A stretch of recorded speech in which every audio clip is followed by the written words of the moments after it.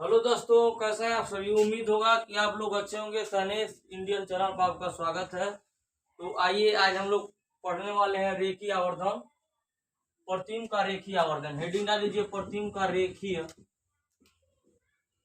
आवर्धन। प्रतिम का रेखीय आवर्धन पढ़ने वाले हैं दोस्तों, जिसे लीनियर मैग्निफिकेशन ऑफ इमेज कहते हैं, जिसे इंग्लिश में कहते हैं linear magnification of image. Linear magnification of image दोस्तों। तो आज हम लोग यही पढ़ने वाले। देखिए, आप यहाँ अवतल दर्पण से हम बता दे रहे हैं आपको। देखिए, यहाँ पे यह पोल है, तो आप लोग जानते हैं इस वक्रता केंद्र है, इसके अंदर में क्या रहता है, फोकस रहता है। तो वक्रता केंद्र से जब अधिक दूरी पर वस्तु रखी हो, यह मान लीजिए वस्तु है AB। यदि कोई वस्तु है वक्रता केंद्र से अधिक दूरी पर रखी है, तो वी नो दैट, हम जानते हैं कि मुख्य अक्ष के समांतर आने वाली प्रकाश किरण दर्पण से परावर्तन के 50 कहाँ से होकर जाती है, फोकस से होकर जाती है। और मुख्य अक्ष के समांतर आने वाली प्रकाश किरण दर्पण से परावर्तन के 50 फोकस से होकर जाती है, एक वक्रता केंद्र से जाती है दोस्तों। और वक्रता केंद्र से होकर जाने वाली प्रकाश किरण दर्पण से परावर्तन के 50 उसी मार्ग में क्या होती है, वापस लौट जाती है। जहां दोनों एक दूसरे को काटते हैं, प्रतिम वही बनाता है दोस्तों। आप इस बात को समझिए। यदि ए बी है तो ए नीचे चला आता है, ए डैश बी डैश। यह कैसा बना है, वास्तविक उल्टा बना है। और वस्तु से देख लीजिए आप, क्योंकि सी और एफ के बीच में है, तो बॉर्डर के इधर है थोड़े ना है, तो वस्तु छोटा है। अब वस्तु क्या है, छोटा है। देखिए, इतना बड़ा है, इतना छोटा है। तो आप लोग समझ गए होंगे। तो यहाँ देखिए, समरूप त्रिभुज के नियम से आप जानते हैं, वी नो दैट, हम जानते हैं, वी नो दैट हम जानते हैं, क्या जानते हैं कि आवर्धन क्षमता यम बराबर क्या होता है, प्रतिबिंब की लंबाई बटे वस्तु की लंबाई। आवर्धन क्षमता यम बराबर सूत्र होता है प्रतिबिंब की लंबाई, प्रतिबिंब की लंबाई। यहाँ देखिए, आप यहाँ से एक और प्रकाश निकाल सकते हैं। यहाँ से यहाँ जाएगा और यहाँ टकराने के बाद इस पर क्या हो जाएगा, मिल जाएगा। ऐसे भी एक प्रकाश लेकर जा सकते हैं। तो तीनों जहाँ दूसरों के मिलते हैं, काटते हैं, वहीं पे इमेज बनाते हैं। यहाँ देखिए, आवर्धन क्षमता यम बराबर क्या आ जाएगा, प्रतिबिंब की लंबाई बटे वस्तु की लंबाई। प्रतिबिंब की लंबाई बटे वस्तु की लंबाई, आवर्धन क्षमता। इसे यम को क्या कहते हैं, आवर्धन क्षमता। क्या कहते हैं, आवर्धन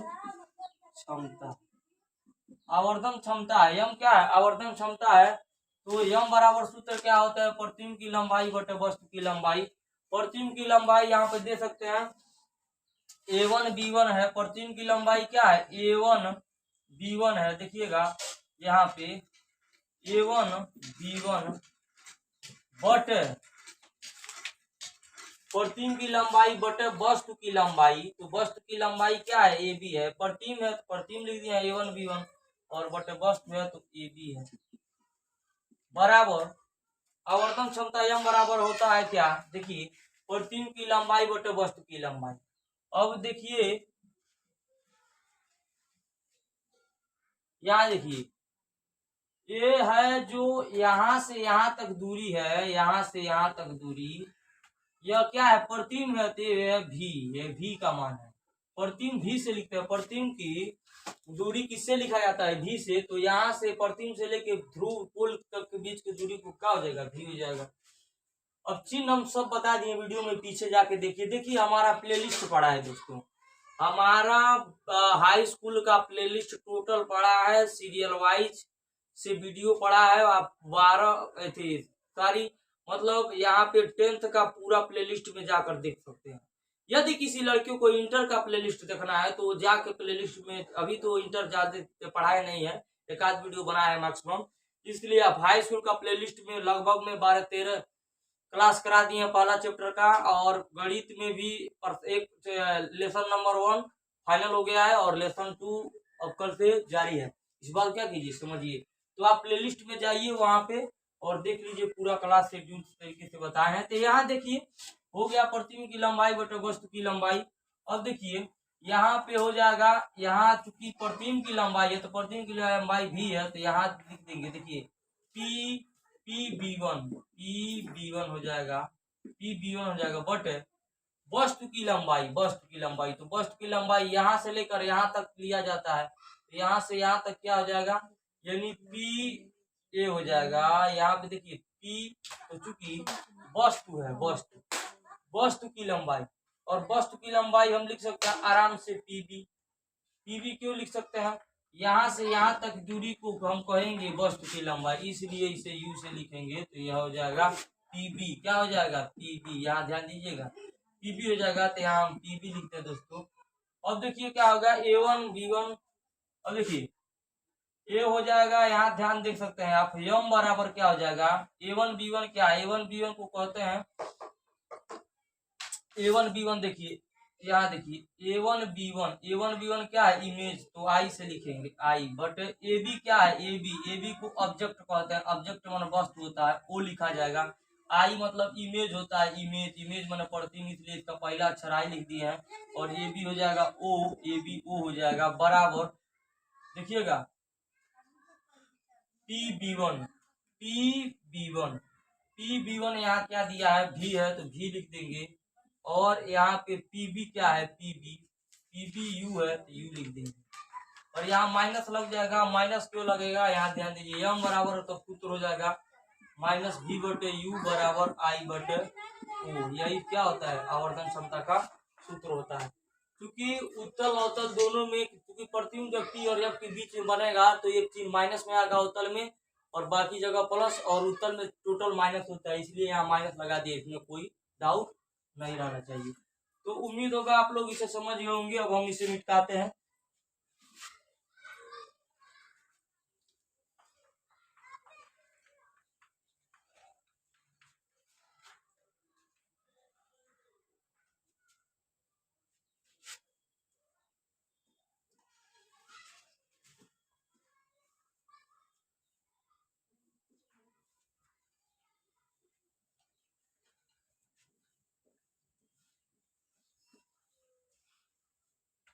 दोस्तों, समतल, अवतल तथा उत्तल दर्पण की पहचान, दर्पण की क्या पहचान दोस्तों, पहचान, समतल दर्पण तथा उत्तल दर्पण और अवतल दर्पण की पहचान।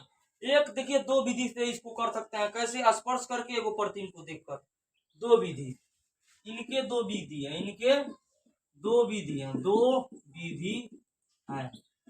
कौन कौन, पहला स्पर्श करके, क्या करके, स्पर्श करके, स्पर्श करके कैसे, देखिए किसी भी वस्तु को पहला स्पर्श करके, क्या करके, स्पर्श करके, यदि किसी दर्पण का जो तल है ना वो समतल है, यदि किसी दर्पण को छूने पर उसका तल एकदम बराबर हो, प्लेन हो, समतल हो, तो उसे समतल दर्पण कहेंगे। क्या कहेंगे, समतल दर्पण। जैसे कि पानी गिराने पर चारों ओर एक समान फैले, यदि किसी गिलास पर आप पानी गिराएं तो एक समान फैले, शीशा पर पानी गिराएंगे तो बड़ा सा शीशा, तो समझिए वो समतल है। जब एक बराबर चारों ओर फैलेगा तो समतल दर्पण को स्पर्श करके या छू के भी तरह को देख लेंगे, खान ऊंच नहीं है तो छू के स्पर्श करके यदि उसका तल क्या है, समतल है, तो उसे समतल दर्पण कहेंगे। उसे क्या कहेंगे, समतल दर्पण। समतल दर्पण का पहला पहचान क्या हो जाएगा, समतल दर्पण। समतल दर्पण में क्या लिख देंगे आप, तल क्या हो, तल समतल हो, तल समतल हो, उसे समतल दर्पण कहते हैं। तल समतल हो, बस इतना जानिए आप, इसमें तल समतल हो। अब देखिए, ये हो गया आपका समतल का। और अवतल दर्पण कैसे जानेंगे, अवतल दर्पण। अवतल दर्पण में क्या होगा कि उभरे हुए भाग पर कलई किया गया रहेगा और प्रकाश का परावर्तन दबे हुए भाग से होगा। उभरे हुए भाग पर क्या किया गया होगा, उभरे हुए भाग पर पेंट किया गया होगा, पेंट, उभरे हुए भाग, ऐसे उभरे हुए भाग को इधर पेंट होगा, तो उभरे हुए भाग पर कलई किया गया हो और दबे हुए भाग से प्रकाश का क्या हो, परावर्तन हो। दबे हुए भाग पर प्रकाश का क्या हो, परावर्तन हो। लिख लीजिएगा सब। यहाँ देखिए उत्तल में कैसे, दबे हुए भाग पर कलई किया गया हो, दबे हुए भाग पर क्या किया गया हो, दबे हुए भाग पर क्या किया गया हो, कलई किया गया हो, कलई किया गया हो, दबे हुए भाग पे कलई किया गया हो और उभरे हुए भाग से प्रकाश का परावर्तन हो, उभरे हुए भाग से प्रकाश का क्या हो, प्रकाश का क्या हो, परावर्तन हो, परावर्तन हो दोस्तों, उसे क्या कहेंगे, उत्तल। तो इस प्रकार हम छू करके देख लेंगे, जैसे आप छुएंगे तो देखेंगे उभरा है और छूने के बाद देखेंगे उभरे हुए भाग को पेंट करिए बात और हेलने से प्रकाश का परावर्तन होता तो जान जाएंगे तुरंत क्या होता है। उत्तर कैसे जानेंगे, देखेंगे दबे हुए भाग को अंदर पेंट बोलो उभरे हुए भाग से प्रकाश का परावर्तन होता तो तुरंत जान जाएंगे उत्तर है। समतल कैसे जानेंगे, छू के कि बराबर है चारों ओर तो समतल है बस। यहाँ देखिए अब यहाँ पर अप्रतिम को देख के कैसे,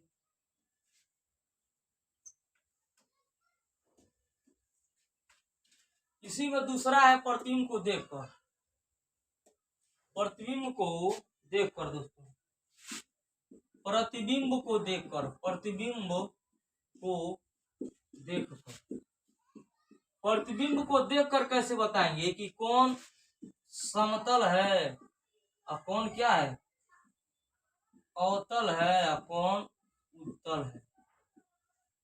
देखिए तो समतल दर्पण में क्या होगा, समतल दर्पण में सीधा सीधा जानिए कि सीधा और वस्तु के आकार का होगा, इसमें सीधा और वस्तु, यदि उसका प्रतिबिंब सीधा बना हो और वस्तु के आकार के या माने वस्तु के बराबर, वस्तु के आकार के बनल है तो समझ जाइए वह क्या है, समतल दर्पण है। सीधा और वस्तु के बराबर बना हो तो समझ जाइए वो कौन दर्पण है, कौन दर्पण है, समतल दर्पण है। यहाँ देखिए अवतल दर्पण, अवतल दर्पण में कैसे आप प्रतिबिंब को देख कर बताएंगे, वहां पे वास्तविक होगा, वास्तविक उसका प्रतिबिंब वास्तव में दिखाई देगा, वास्तविक और उल्टा, वास्तविक और उल्टा। और आप बस यह दोनों कंडीशन होगा, बट एक कंडीशन है जब प्रतिबिंब पी और एफ के बीच में रखा हो, पी वो एफ के बीच में हो तो दर्पण के कहाँ बनेगा, पीछे। आप देखते ही बता देंगे, जब प्रतिबिंब पी और एफ के बीच में रखाया होगा तो आप देखते ही जान जाएंगे कि दर्पण के पीछे बन रहा है तो तुरंत जान जाएंगे वो क्या है, अवतल है, क्या है, अवतल है। उत्तर में मात्र दो कंडीशन है, एक बार वस्तु कहाँ रखा जाता है, अनंत पर, एक बार वस्तु पी और अनंत के बीच में रखा जाता है। उत्तर में दो ही कंडीशन है M1 M2 में, क्या कि एक बार वस्तु, वस्तु को एक बार देखिएगा अनंत है, एक बार वस्तु अनंत पे रखा जाता है और एक बार पी है, एक पी और एफ के बीच में, एक बार यहाँ रखा जाएगा एक बार अनंत को, मात्र दो ही कंडीशन। तो उसमें क्या होता है, वस्तु से छोटा। यहाँ देखिए आप ये कैसे जानेंगे, कहेंगे कि उत्तल है तो ये ऐसे पकड़ लेंगे कि हेमनिया जन होला कि वस्तु से हर हमेशा छोटा बनेला, जैसे कि हेजा रखाइल बा पी और अनंत के बीच में तो मुंह कच के समांतर प्रकाश के दर्पण से परिवर्तन के पास सी है एफ है तो फोकस होकर जाई, अरे वो कहाँ से जाए भैया, वक्रता के अंदर से, तो हमेशा वस्तु से अंदर छोटा भी बनी दर्पण के पीछे। लेकिन अवतल में जब पी और एफ के बीच में रखाई न तो दर्पण से बड़ा बनी, समझ रहे हैं, मतलब वस्तु से बहुत बड़ा बनेगा, बहुत बड़ा दर्पण के पीछे। जैसे अवतल में देखिए जब यहाँ अवतल है, अवतल दर्पण M1 M2 तो यहाँ देखिए यहाँ सी है, यहाँ सी है, यहाँ एफ है, तो जब यहाँ पर रखेंगे ना, कहाँ कहाँ रखेंगे, जब पी और एफ के बीच में यहाँ रखेंगे तो मुकज के समांतर प्रकार के दर्पण से परिवर्तन का पहचान कहाँ से हो जाती है, फोकस होकर जाती है, वो वक्रता के अंदर से होकर जाएगी, दोनों एक दूसरे को काटेंगे तो यहाँ जो प्रतिबिंब बनेगा तो यहाँ देखिए वस्तु छोटा बड़ा रहे हाथ बड़ा प्रतिबिंब बनेगा, यानी दर्पण के पीछे बनी तो बहुत बड़ा बनी, समझ रहे हैं। और कैसा इसमें कंडीशन क्या रहता है, और देखिए पी और एफ के बीच में बनेगा तो आभासी सीधा होगा, आभासी वो आभासी व वस्तु से बड़ा लिख लीजिए, वस्तु से बड़ा, वस्तु से बड़ा। और उत्तर में क्या कंडीशन हो जाएगा, प्रतिबिंब क्या रहेगा, वस्तु से क्या रहेगा, छोटा, वस्तु से छोटा, तो तुरंत जान जाइएगा कि उत्तल है, वस्तु से छोटा और आभासी, आभासी, आभासी और सीधा। तो इतना कंडीशन देखिए, इसमें छोटा खाली मेन मकसद है और इसमें बड़ा मेन मकसद है, इस बात को क्या कीजिए समझिए। उम्मीद होगा आप इसे उतार लिए होंगे, तो ज्यादा टाइम न लेते हुए अब इसको क्या करते हैं, मिटकाते हैं।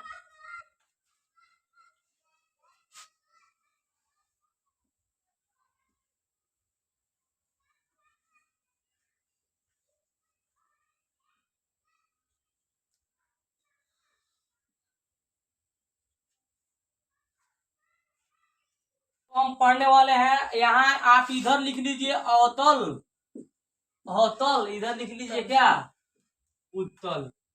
देखिए आपको कोई पढ़ाया नहीं होगा, कहीं बुक में खोजेंगे नहीं मिलेगा। अवतल का मतलब होला फैलाना, क्या होता है, फैलाना, क्या होता है, फैलाना।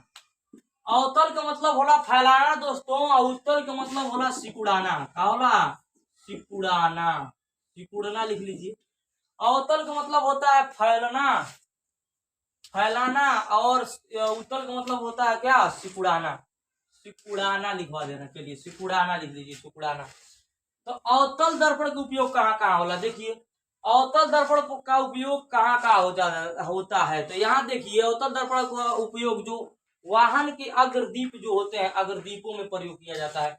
बस, ट्रैक्टर, मतलब ट्रैक्टर में नहीं, बस हो गया, मोटर हो गया, मतलब बस, मोटर, जीप, ट्रक, समझ में आ रहा है, रेलगाड़ी आदि वाहनों में, मतलब जितना वाहन है उसमें सब में अवतल दर्पण का उपयोग किया जाता है।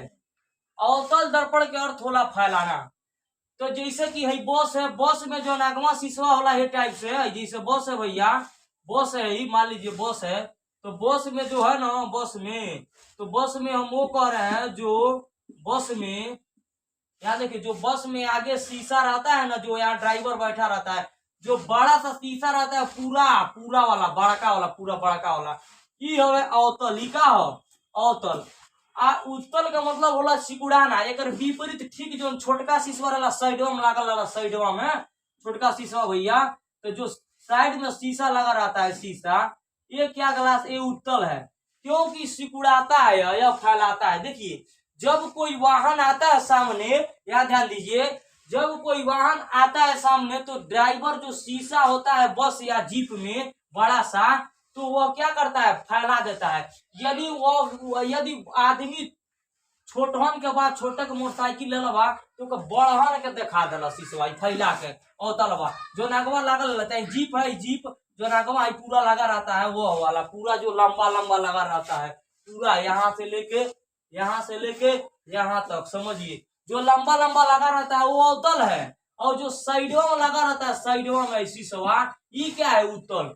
ये क्या करना, देखिए हई का फैला देता है, तो तुरंत देखता है ड्राइवर की, अरे यार वो तो गाड़ी सामने आ रहा है, कोई तो तुरंत रोक देता है, ब्रेक मार देता है, या तुरंत साइड काट लेता है, क्योंकि यह शीशा फैलाता है, यह अवतल का कार्य करता है। अब उसमें से छोटा सा रहता है, देखिए छोटा सा, तो वो क्या है, उत्तल, क्योंकि वो क्या करता है, हई जौन बाना उत्तल है, जौन किनारवा लागल है, उत्तल है, उत्तल। ई क्या करला, बढ़हन के वस्तु के, बढ़हन जीप मोटरसाइकिल है पीछे आवत होके, या कोनो बड़ा गाड़ी आवत होके, तो तुरंत छोटा शीशा में दिखा देला, सिकुड़ा के दिखाला। देखिए इतना बड़ा जीप बा, मोटरसाइकिल बा, पीछे बा, और हिती चुकी शीशा में सिकुड़ा के दिखाता, सिकुड़ा के। तो ये लिए जो छोटका रहला उ का हो जाला, उत्तल, छोटका रहला उ का हो जाला, उत्तल।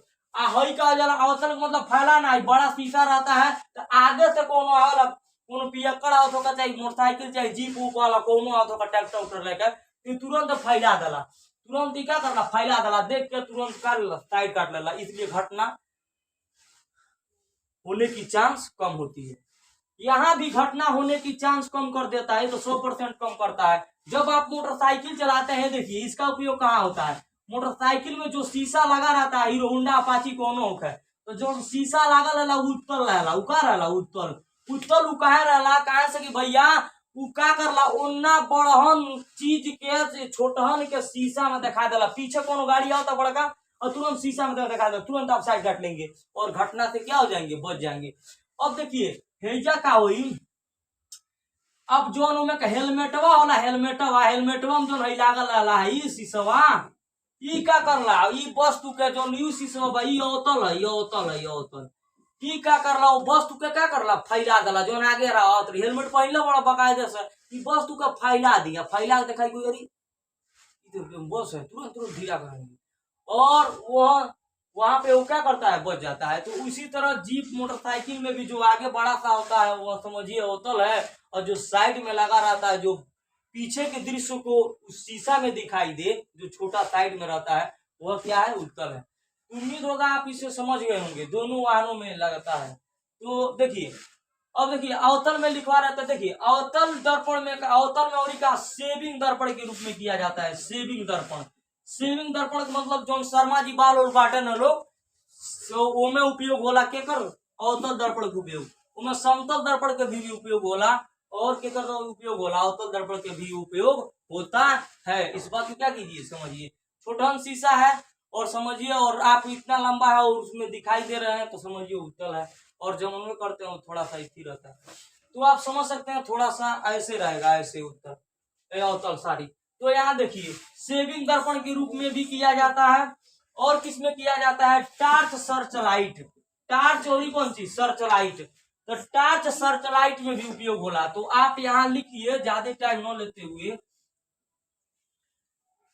अवतल में लिखिए, क्या लिखेंगे, देखिए अवतल, अवतल में कौन सी दंत विशेषज्ञों आंख नाक कान जीभ त्वचा या पथरी उथरी कुछ हो गई, इस सब के देखावला अवतल देखावला, कौन देखावला, अवतल दर्पण, कौन दर्पण, अवतल दर्पण। यदि तारे पेटम भैया पथरी हिती चुकी बा, पथरी या कुछ बा तुरंत